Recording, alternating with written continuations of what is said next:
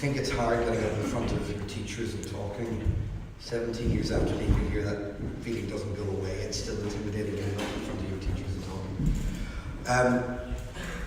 10 years ago, I was living in London, and I came home at Christmas time, and at that stage, lots of people who were in my year here and the corresponding year down in the convent would meet in McGinley's bar upstairs, the one opposite the library that I came. And we'd kind of catch up once a year and start talking to each other. And this year I saw a guy who's in my year here. I won't use his real name, we'll call him Aidan. But Aidan started walking towards me. And I said, hi Aidan, how's it going? Long time to see, how are things going? And he said, things are going okay actually, no thanks to you. Oh, that's a bit weird. I said, what do you mean? Well, I remember what you said to me about my dyslexia, and actually, you know what? I've actually made a life for myself, and I've got a job, and I'm doing really well. I don't remember saying anything to Aidan ever about his dyslexia. But at some point in this building, I had said something. I assume it was a bit of a bad joke, because I was never, nor am I think, the type to bully people or make people feel bad. But anyway, I made a bad joke at one point. And all those years later, Aidan had remembered it and had spent all the years in between being angry about it, wanting to see me again, pointing my face. But more than that, dyslexia is a condition that we know, a syndrome that just affects your ability to read, to sit down and take it all in. And there was something about Aidan's difficulties in being able to sit and read that had bothered him so much, that had gone to the very heart of his insecurities, that had given him a drive, made him feel inadequate, made him feel like less of a successful adult as he grew up. Anyway, he cleared his plate with me when he saw me in McGinley's that night. And again, 10 years on, I'm now still thinking about what a God's name did I say to him.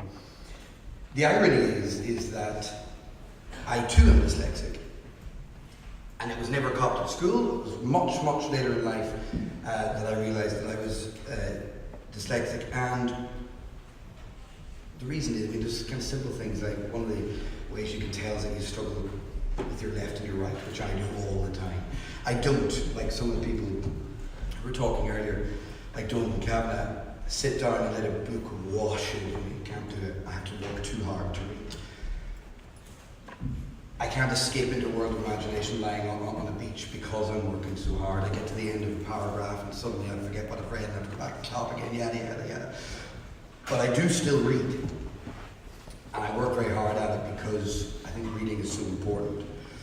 So there's a fair question, how does somebody like me who struggles to read end up doing a job like I do, which basically I read every day, whether it's on the radio when there's a script in front of me, or on the telly where, you know, there would be photos by the way, but what I'm looking at there is a TV camera and there's text.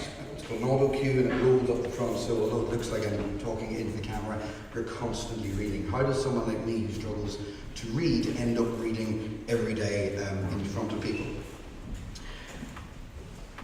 And it struck me when I was coming here thinking about that reading isn't really about the process of picking up a book. And no matter how hard you find it, it's not about how you read, it's about what you read. I don't read many books, I certainly don't finish books. I just started Michelle Obama's book. Didn't finish it, but I started it. Because I kind of get fatigued with it.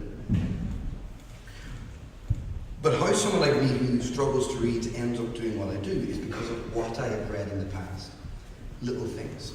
Back in the newspaper, front of a newspaper, bit of a website, magazine. Don't have to read it for long, just little bits. Always reading a little bit. Because what all those little bits do is kind of fill out your knowledge. It's the difference between being a kid and a teenager and an adult. You just fill out a wee bit. I'm fascinated by this book by Tim Pat Coogan, The GAA and the War of Independence. two things that you don't necessarily equate to when you're standing in O'Donnell Park.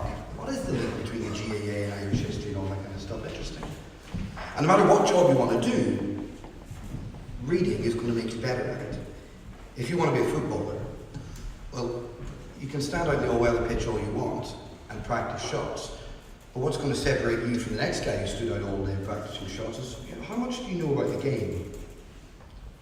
What was it that Jurgen Klopp said to Liverpool to make them do what they did 2 weeks ago? What did he say about it? You weren't in the room, you don't know, you're going to have to read about it.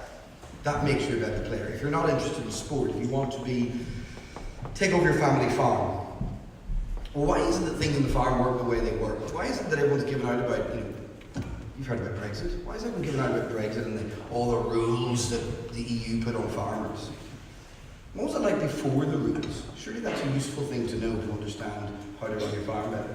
If you're interested in the arts or drama, as I was when I was here, an Irish actress just won a BAFTA the weekend. How does somebody from a small town down the country end up winning a BAFTA in London? Well, you're going to have to read about it, and all that makes you better. You said perfectly that you read about what the Cork team did. So if you think that reading is about passing exams, if you think that reading is about passing exams in order to get a job, you are absolutely missing the point. Reading is about filling yourself out, growing into all the little spaces that you don't know about.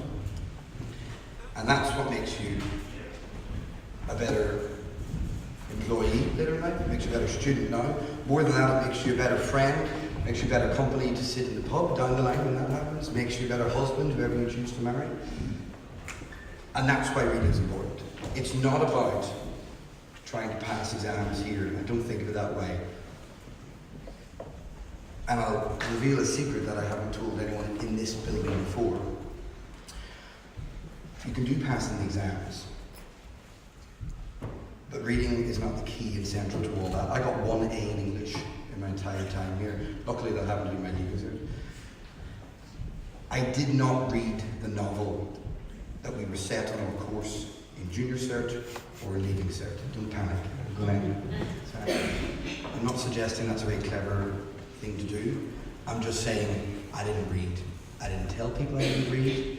My friend Andy Davenport at the time, he read, he told me what to say when the class came around. I didn't read. But I didn't tell anyone I couldn't. I couldn't read. I struggled with it. It was just hard. It was too much effort, physical effort in my brain.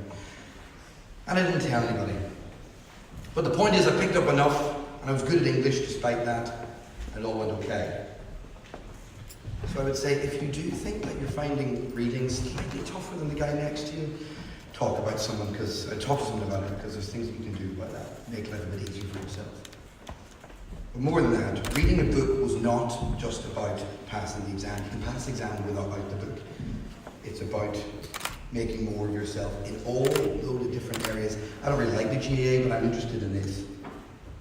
And you know what? Someday that information will come in handy. So read anything. It doesn't just have to be a book.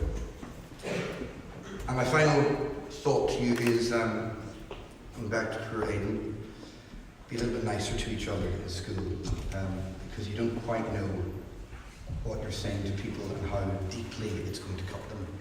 Even if they don't react in front of you, they'll get you in 10 years' time and tell you exactly how you feel. Thank you very much.